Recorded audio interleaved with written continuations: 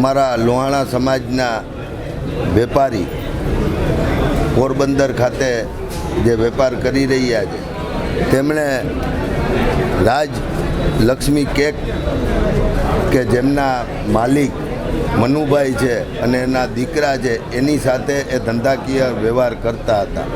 થોડા દિવસો પહેલાં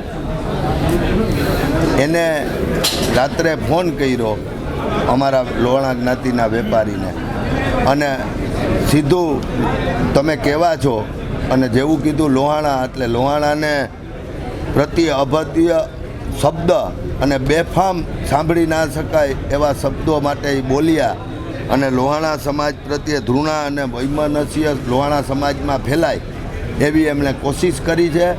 એટલે અમે માનનીય કલેક્ટર સાહેબને સમસ્ત હાલાર વતી તાલુકાના બધા આગેવાનો જામનગર લોહાણા મહાજન સમસ્ત હાલાર લોહાણા સમાજ અને જ્ઞાતિના વિશાળ લોકો મોટી સંખ્યામાં મળી અને આવેદનપત્ર આપ્યું છે કે કોઈ પણ સમાજને ઉશ્કેરવાની ભવિષ્યમાં કોઈ કોશિશ ના કરે એટલે આવા લોકો ઉપર પોલીસની કલમ મુજબ આપ પગલાં લઈ અને એને સખતમાં સખત સજા મળે એવા પ્રયાસ કરો જેથી શાંતિ ડોળાય નહીં અને કોઈ સમાજ ઉશ્કેરાય નહીં અને સમાજમાં વૈમનસ્ય ના ફેલાય એવી એ રજૂઆત અમે માનનીય કલેક્ટર સાહેબને કરી છે.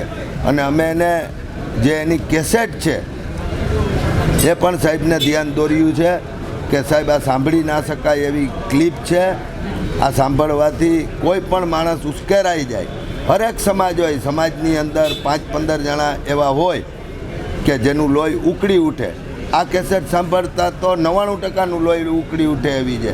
એટલે આ જે વૈમનસ્ય લોહાણા સમાજમાં ફેલાવાની જે વાત કરી છે અને એના માટે સમગ્ર ગુજરાતનો લોહાણા સમાજ, ભારતભરના લોહાણા સમાજ પણ ભવિષ્યમાં પડશે, જરૂર પડશે તો આવેદનપત્ર દેશે. અને હું વિશ્વ લોહાણા મહાપરિષદનો વરિષ્ઠ ઉપપ્રમુખ પણ છું. એટલે હું આ તકે અહીંયા કલેક્ટર સાહેબને પણ વિનંતી કરી છે અને આપના માધ્યમથી પણ વિનંતી કરું છું કે પોલીસ ખાતા દ્વારા એમના પ્રત્યે જે યોગ્ય કલમ લગાડી અને એમના પ્રત્યે કડકમાં કડક પગલાં લે એવી મારી વિનંતી છે કે અમને લોકોને મજબૂરીથી સમગ્ર ભારતમાં આવેદનપત્ર દેવાની ફરજ ના પડે.